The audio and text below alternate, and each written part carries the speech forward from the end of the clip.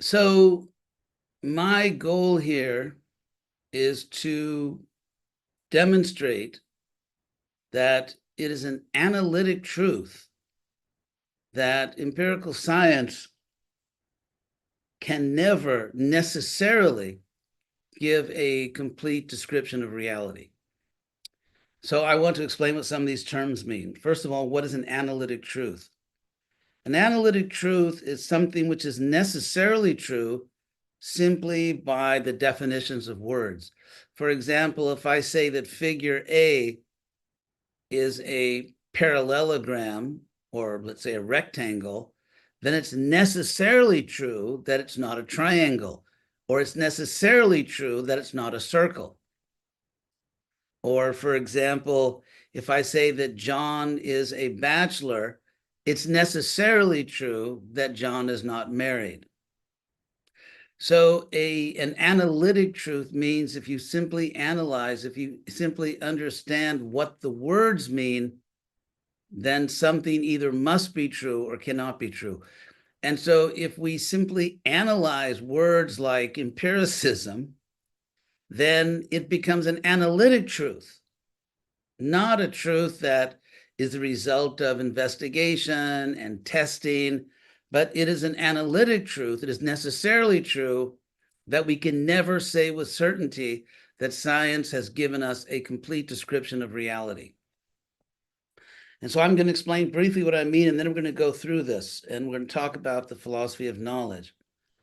It is perhaps the cardinal principle of empiricism that a theory has to be tested. It has to be subjected to some kind of controlled experiment. Even, for example, the Webb telescope is obviously an empirical device because it depends upon scientists having access, visual access, to a certain degree and in certain ways, because, to be visible can mean many things. But to a relevant degree, the telescope must have access to certain aspects of the universe. Now, to have access to something, to be able to look at something, is a kind of control. For example, let's say another person is not under your control. You can't simply walk into their house. You can't simply barge into their office. You can't demand to see that person. So even having visual access to someone or to something is a type of control.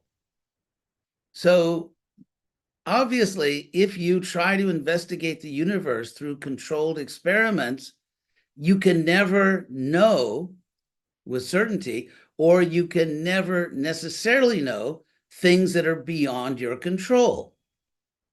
So when we empirically study the universe and say there's nothing out there which we could call divine or spiritual, that's like taking a thermometer out into the world and then saying there's nothing in the world except temperature. It's absurd. It's silly. And so, because empiricism depends upon the controlled experiment, it can only study things that scientists can control, and it cannot study things that scientists cannot control. So logically, we have no grounds on which to say a priori, that means before investigation, before offering any proof, that nothing exists in the universe except things that we can control. If you make that statement, it's not an empirical statement, it's a philosophical statement, and it's a pretty silly one. So that's the first thesis, and we're going to get into this, that the empirical method analytically, by the definition of what it is, can never necessarily give a complete description of reality. And when we want to study things that are perhaps greater than ourselves or simply non-empirical, then going back to the language of the school of Aristotle, roughly 2,500 years ago, we have physics and we have metaphysics, that which is beyond physics. So let us continue. Fortunately, many of the most famous philosophers, including philosophers of science, have admitted what I just said. So here are some quotations. For example, one of the most famous philosophers of our time, John Searle of Berkeley, in a book published by the MIT Press, said, "I believe in the physicalist worldview. This is just my religious faith. And I think that physicalism is probably just my religion." That's coming from an atheist, physicalist, very famous philosopher, unquote. Here's another quote from a very famous atheist philosopher who passed away very recently. Quote, "There is a strange inversion in religious fervor.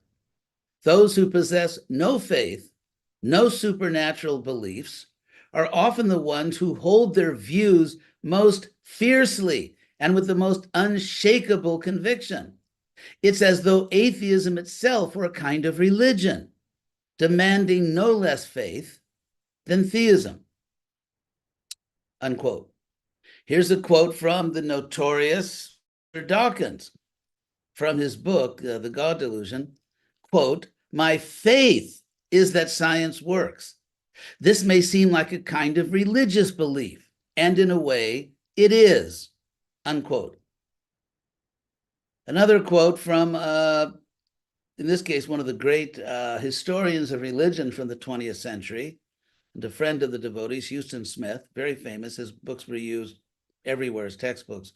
Quote, "In the modern West, scientific materialism has become a de facto religion, promising a complete understanding of reality, unquote." Here's one from Thomas Nagel, the very famous atheist philosopher. "I want atheism to be true. It isn't just that I don't believe in God. I hope there is no God. I don't want there to be a God. I don't want the universe to be like that," unquote.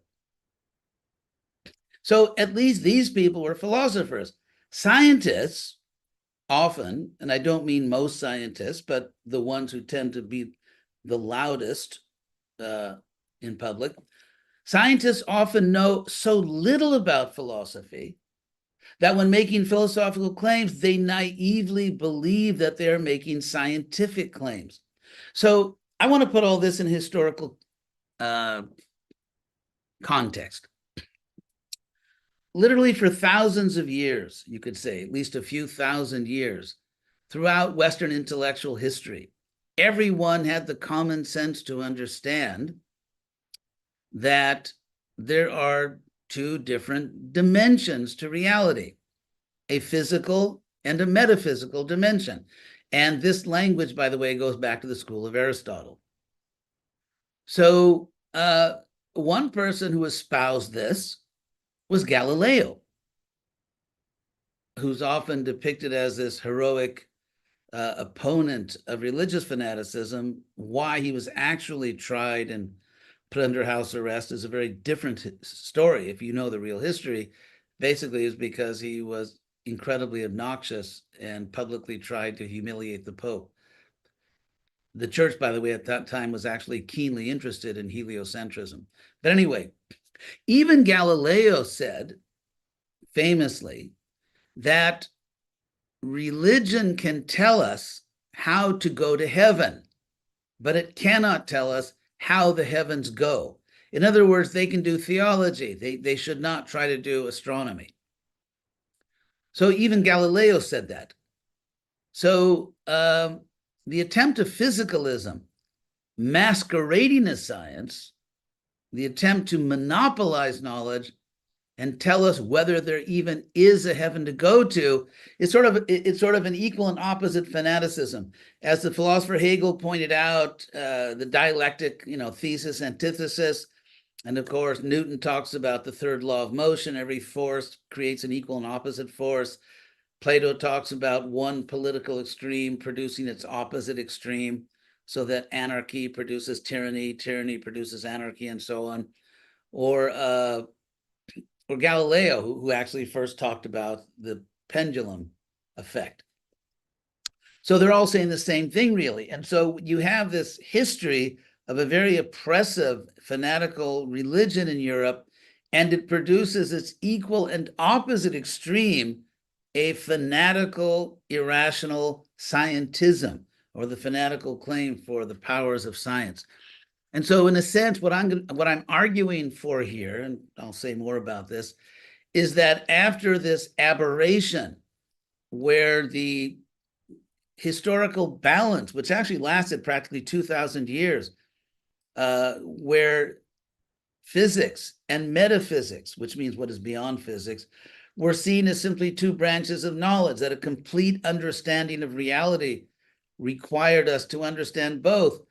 Of course, with the rise of science, scientific revolution, the church began to intervene in science, and when science started to stray from church doctrine, they opposed it. This produced a reaction. Power corrupts.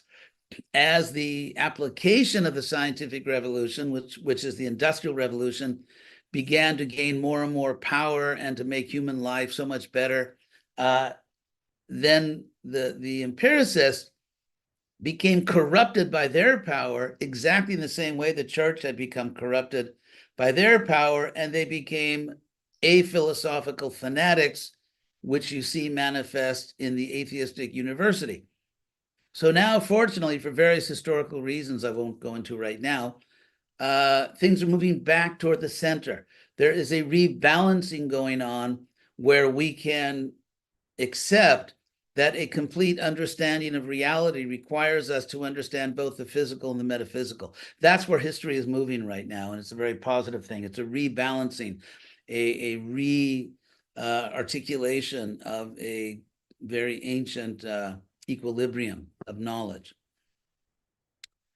So now the idea that physical, one point which I'm going to quote here from the Stanford Encyclopedia of Philosophy, is that as a sociological principle, when you have a group of people who all kind of believe something, then the standard for evidence in order to affirm that belief goes down. I mean, to give a simple example, if you're giving a sermon in a, let's say, a Christian or Catholic church, and you talk about the salvific power of Jesus, you don't have to do a lot of philosophy, and you don't do anything like empirical proof, because you're preaching to the choir. Similarly, this is what the Stanford Encyclopedia of Philosophy says about preaching to the choir among atheist scientists and philosophers. Quote, "The first thing to say when considering the truth of physicalism, the first thing to say, is that we live in an overwhelmingly physicalist or materialist intellectual culture. Thus, as things currently stand, the standards of argumentation required to persuade someone of the truth of physicalism are much lower than standards required to refute it." And there's a few words paraphrasing it. I'll repeat that. As things currently stand, the standards, in other words, within an academic community, the standards of argumentation required to persuade someone of the truth of physicalism are much lower than the standards required to refute it. So the general point is, if you already believe or want to believe something to be true, you are likely to accept fairly low standards of argumentation for its truth. And I already quoted some of the most, perhaps the most famous atheist philosophers of our time, who at least had enough decency and intelligence to admit that atheism or physicalism is their religion, because a priori, you can't prove it. Maybe I'll just say a word about that, why it's actually logically impossible to prove empiricism. The nature of empiricism, and this is called in philosophy, it's called the problem of empiricism, is that you can show a very, very high probability, but you can never absolutely prove something. Let's say, for example, it's a scientific fact that there are no unicorns wandering about, let's say, the state of Massachusetts. Now, No one's ever seen a unicorn in Massachusetts, and therefore it seems extremely probable that there are no unicorns in Massachusetts. However, it's not necessarily true. It does not violate the rules of logic to say that there is a group of unicorns that are so shy about human contact, they've been very cleverly hiding from humans for centuries. That is not a contradiction in terms. It's not like saying there's a square circle or that John is a married bachelor. There's no linguistic contradiction. Therefore, it's logically possible, even if empirically it's extremely unlikely. So anyway, moving on. One of the persons who, perhaps the scholar who most famously and most powerfully showed that scholars tend to come to conclusions, especially when it's groupthink, when, like, if you don't think this way, you're basically not going to get a job in a good university, your papers won't be published, and so on. So the person who most powerfully pointed out that scholars, including scientists, are not simply arguing for things or coming to conclusions based 100% on the evidence, the person that showed this is Thomas Kuhn. In his very famous book from the 1960s, The Structure of Scientific Revolutions. And what he showed is that there are no rules. There are no rules for, and this is again from the Stanford Encyclopedia of Philosophy, there are no rules for deciding the significance of a logical problem in a scientific paradigm. For example, I pointed out a logical problem in the scientific paradigm, namely that that a priori, by definition, can never investigate things that are greater than human beings. And therefore, empirical science can never rule out such things because their methodology does not allow them to study such things. So, but what Kuhn pointed out is that in real scientific communities, never mind what's logical or illogical, but in the actual human communities, there are no rules for deciding the significance of a logical problem in the scientific paradigm. For example, the fact that empiricism a priori can never study things greater than ourselves, that's a logical problem if one's intention is to say that empiricism is giving a complete picture of reality, or at least the best or most complete picture of reality that human beings can achieve at this point in history. So that's a logical problem. So how much does that logical problem bother scientists? How seriously do they take that logical problem? To what extent do they make adjustments in their claims because of that serious logical problem? What the Stanford Encyclopedia of Philosophy says is that there are no rules for deciding the significance, as Kuhn pointed out, of that logical problem. The decision to opt for a revision of a ruling paradigm, the decision, okay, we have this paradigm, let's say now it's physicalism, so the decision like, hey, maybe we should revise that sectarian physicalist paradigm is not rationally compelled. In other words, the history of science shows that scientists do not adjust their paradigms because it has logical problems. There are sociological problems. Well, anyway, I won't go into Kuhn any more than that. But nor is the particular choice of revision rationally compelled. So just to give a simple example, with God or without God, we have a fossil record. So whether or not there's a God, there is a fossil record. And empirically, a priori, analytically, you cannot empirically show that God, let's say, ultimately designed biological evolution, and you can't show that he didn't. Of course, if God decided to make it empirically obvious, let's say God actually came down to Earth and said, watch, and then started creating all kinds of evolutes, that'd be different. But with the knowledge we have now, we cannot empirically say that God did or did not bring about the evolution of species. Thus, the notion of unguided evolution, or for that matter of unguided cosmogenesis, is a view held on faith. It's not a scientific view. And actually, it demonstrates the corruption of empirical science by the inclusion of non-empirical metaphysical assumptions, such as evolution occurred exclusively by natural causes, which is not an empirical theory, can never be proved, and is actually a corruption of empirical science. So to prove God or not prove God, they are equally, in evolution, are equally beyond the range of empiricism. So how do we know things, ultimately? What is the method by which we actually claim to know things with certainty? The most reliable, the most popular method for the last 2,500 years, and a method introduced by Aristotle again, is called foundationalism. And interestingly, foundationalism is also found in Vedanta Sutra, in the Chaitanya Charitamrita, and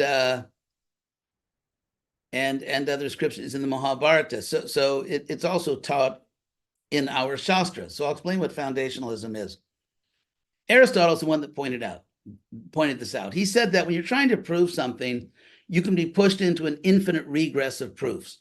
Let's say a very simple empirical fact that water boils at 100 degrees Celsius. So someone doubts that. Someone says, prove it. So I put a pot of water on the stove. I put a thermometer in there, and the water boils at 100 degrees. But the person pushes me back one step and says, I don't believe that's pure water. I think that you might have put some chemical in the water, some invisible chemical in the water that changes the boiling point. So you have to test the water.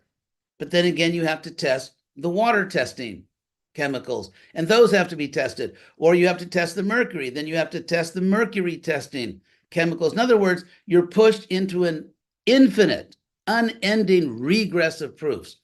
Aristotle says, since no one is going to live that long, therefore, if we allow this, then no one can ever claim to know anything, and yet we believe we do know things. Therefore, Aristotle said there must be a first or primary principle, a foundational claim not requiring demonstration or proof. I'll give you a simple example of that. You go to sleep at night, you dream, you wake up, you make a quick decision that the world you're experiencing in your awake state is more real, somehow ontologically is more real than the world of your dream state. You can't prove it. Your dream is not empirically available. Or, for example, your belief in yesterday. But I'll go into those things, some of the foundational beliefs because you can't empirically prove yesterday. So, because you're not directly experiencing it. Now, this problem of an infinite regress of proofs and the need to escape this regress by affirming sincerely a self-evident foundation, this is found in Nyaya, in the traditional Indian system of logic. In Nyaya, it's called anavasta. Avasta means a foundation. So anavasta means you have no foundation for your knowledge, and therefore you have to establish an avasta, a foundation. In the Brahma Sutra 2.111, we find the statement tarka pratishtanat, because tarka, mere logic, is not the foundation. Logic simply analyzes the relationships between affirmations. It cannot say the affirmations are true or not. That's empiricism, or it's metaphysical realization. So therefore, logic itself, tarka, apratishtanat, because it's not a foundation, anyatanumeyam, leads one to sort of infer, speculate otherwise, and therefore one can never come to liberating knowledge. So Brahma Sutra recognizes the problem of an infinite regress of proofs, or not having an epistemic foundation. The Mahabharata, in a verse, actually, anyway, I won't go into the technical details of which manuscript is found in, but is tarko apratishta. Logic is not a foundation. And then, of course, Shrutayo vibhina, there are various scriptures and so on. But let's just focus on that first part of the verse, that tarko apratishta. Now, Lord Chaitanya quotes the same thing.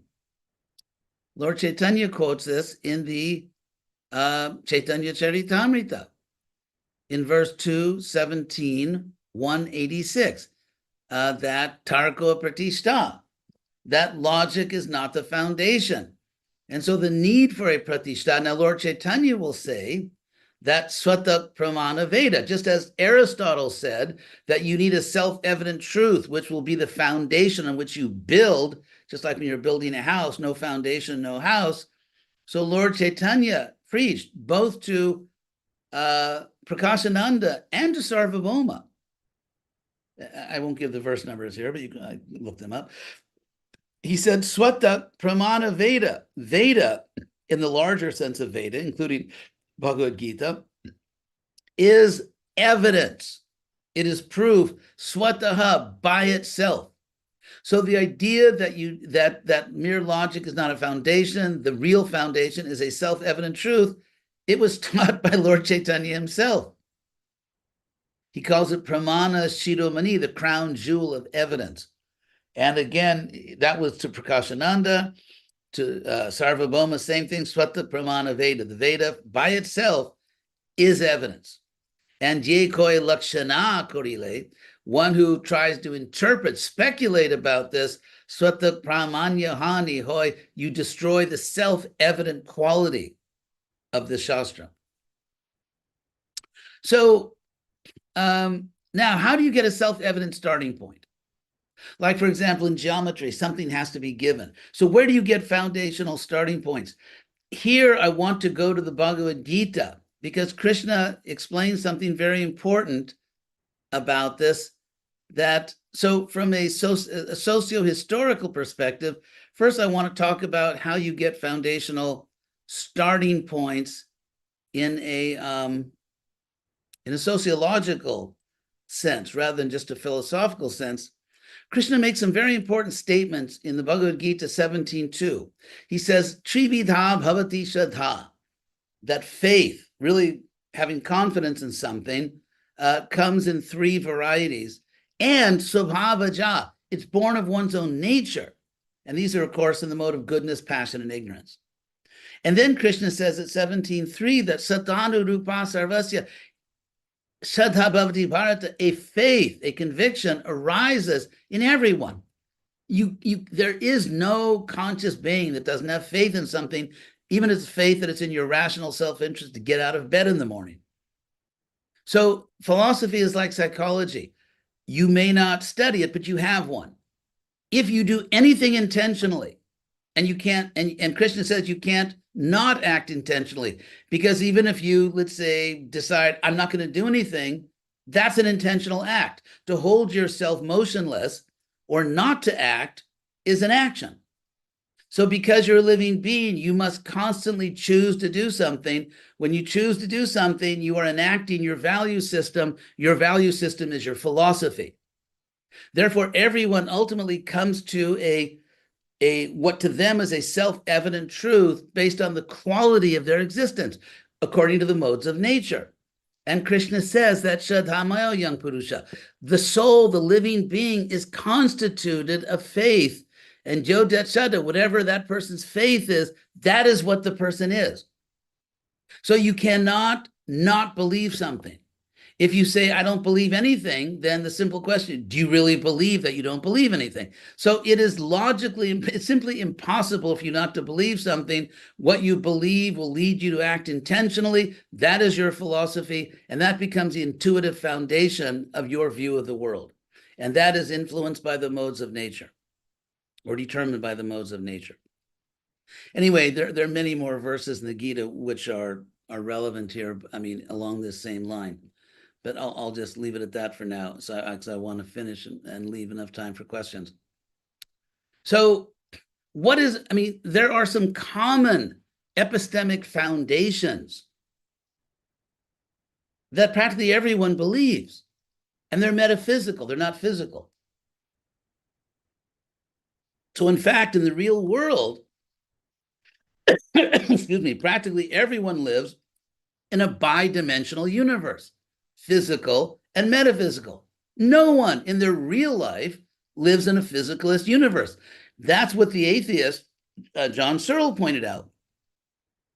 And I'll explain what that means. Here's an example of some completely metaphysical beliefs that practically everyone has that can never be empirically demonstrated because they're not physical. For example, other people have minds. Now we know that we have minds, cogito ergo sum, I think, therefore I am. And for example, Brahmatirtha is sitting next to me here, which is very happy to have his company, the director of the BI. So I am very convinced that he has a mind. I can't prove it. I can't empirically prove that he has a mind, and yet I know he does.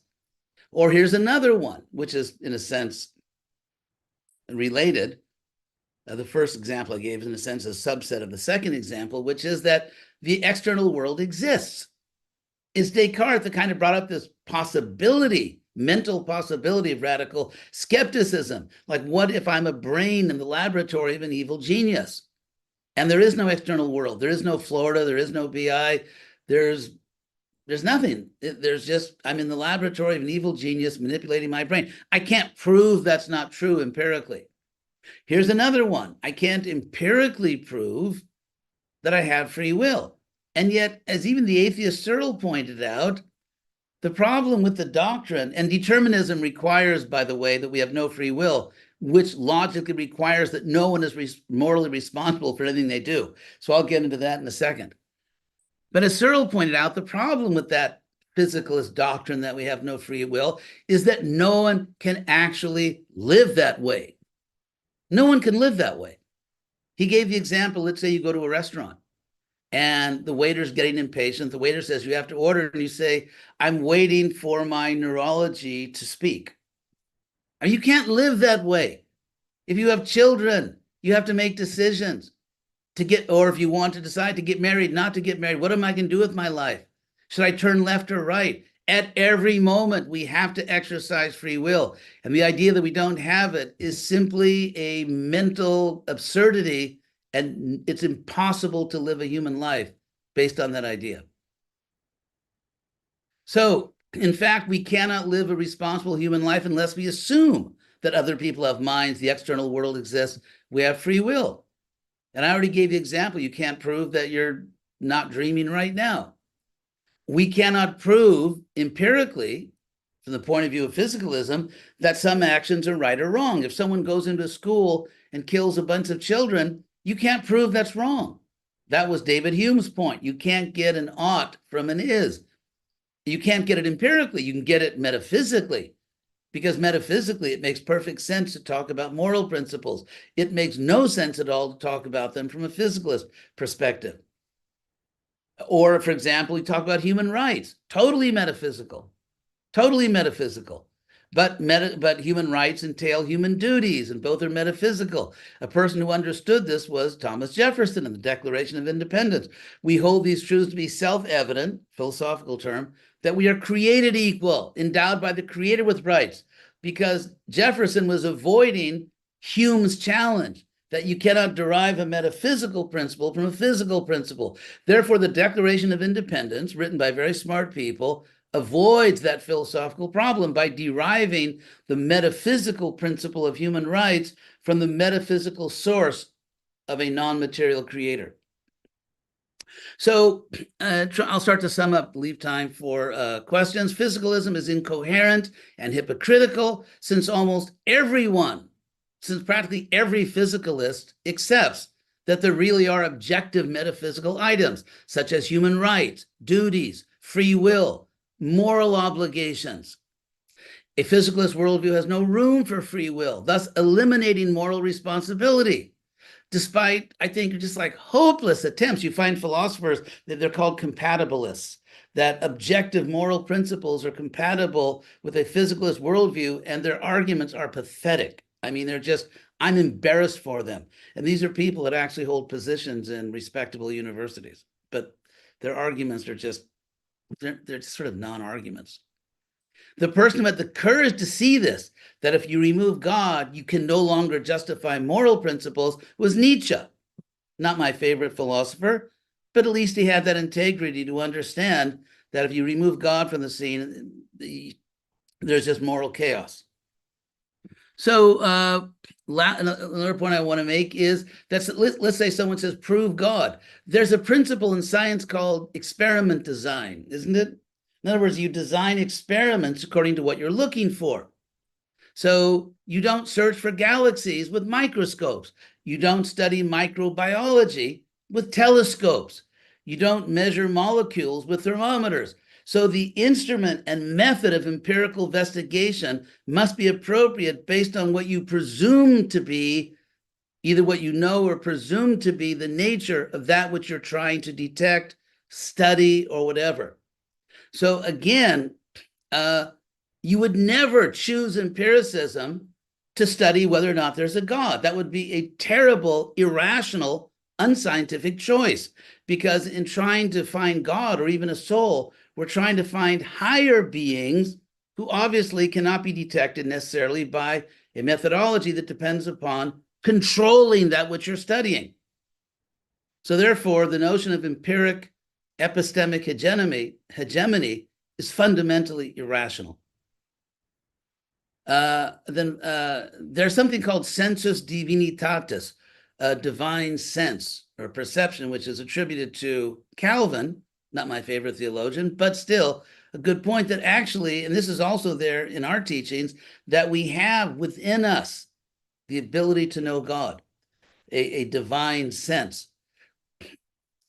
And so I won't go into that now. I'll just conclude by saying, and then if you have any questions, the prestige of empiric science really rests on its explanatory power and especially on its practical applications. If there are no practical applications, the explanatory power of science would impress a lot fewer people if we didn't have all kinds of machines and technologies and medicine and everything we've got. So analogously, Krishna consciousness gives us extraordinary explanatory power about the metaphysical realm. And the practical application of this philosophy transforms lives very dramatically.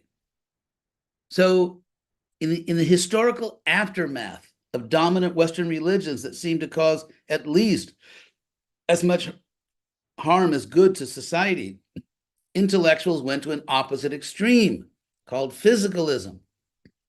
And this pendulum swing towards from irrational religion to equally irrational physicalism, equally fanatical. Plato talks about this effect of political opposites leading one to the other, that tyranny leads to anarchy. Galileo talks about it as a pendulum effect. Newton talks about it as his third law of motion. Hegel talks about it as the historical dialectic. So in an age when many reject fanaticism in both its metaphysical and physicalist forms, this historical pendulum is moving back toward the center, giving hope for a reunification of physics and metaphysics, a harmony which existed for thousands of years before the equal and opposite fanaticism of physicalism took over the universities.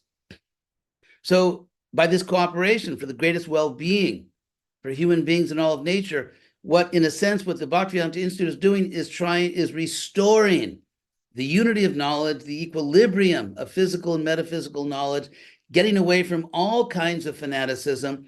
The BI seeks to restore pure science, free from the poison of religious fanaticism, whether it's theistic or atheistic. And so when science is freed from this poison of theistic or atheistic fanaticism, which is not science, we can easily restore the balance between physics and metaphysics, a balance which goes back to the time of Aristotle, even to Plato. So thank you very much. That's my little talk. Now, if there are any questions. Thank you very much, Dr. Resnick. There's certainly plenty to think of, and there's been quite a few questions. We may not be able to cover them all. I'm going to start with one that came in close to the end, because I think it helps to summarize some of your concerns. And it says, we see fields of medicine, physics, engineering, management in the world around us. Is it that philosophy isn't distinctly seen around and therefore may be considered less relevant to our lives? Yes. In fact, intellectual historians have noticed that one of the reasons that we're getting this extremist materialism, which is degrading society, is that scientists have lost the habit, which they used to have in the past, especially going back to the 18th, 19th centuries, even the beginning of the 20th century, that scientists were also philosophers. And therefore, they could do their studies, do their empirical work, and then explain what they'd done, not only technically, but in terms of its relevance to humanity, its relevance to human flourishing, and how it interacts with other modes of knowing. So yes, it's a very dangerous and destructive tendency which comes from pride. Because if you think you have hegemony, if you think you're the only game in town, then why study philosophy? Because we explain everything. So this is actually a degradation of human scholarship. And so again, we want to restore this balance and bring philosophy back in. Thank you very much. An early question that we received was why historically the churches were not supporting the early scientists. Well, they did actually. The church was the main patron of the early science, and all of the first great scientists were very religious. I mean, Bacon, who sort of established the scientific method, was a monk, a religious monk. Newton was very religious. They were all Copernicus discovered his heliocentric model inspired in Platonism. Plato's analogy that God is like the sun. So why not God in the center? Why not a heliocentric system? So the turn away from this balance is just due to vanity and pride. And like Prabhupada said, we want to lord it over the world. Science, the empirical method, gives control over nature, and therefore the scientists have been seduced and corrupted by this attachment to power, and they want to sort of, put down any competing ideas. So there's no rational reason. It's all about the let's say the lower nature of human beings has resulted in this fanaticism. You mentioned the quote from Chaitanya Mahaprabhu that Shastra is self-evident. One question was asking where can they find that quote particularly. Oh. Another one asked on the same point, there are many multiple truths, sometimes differing views, even from the same scriptures. So how can scripture be foundational truth that is commonly agreed on? Good question. By the way, I just put in chat all the references from Lord Chaitanya. That's very helpful. Thank you. Sure. That's a very good question. And therefore, what we find in Indian history is that there are debates. Just like if you don't have refereed journals in academia, you're going to get very bad scholarship. And so in an open and free marketplace, so to speak, with debate, non-fanatical debate, the big winner in Indian history was Krishna consciousness. And this is something which even, secular historians say.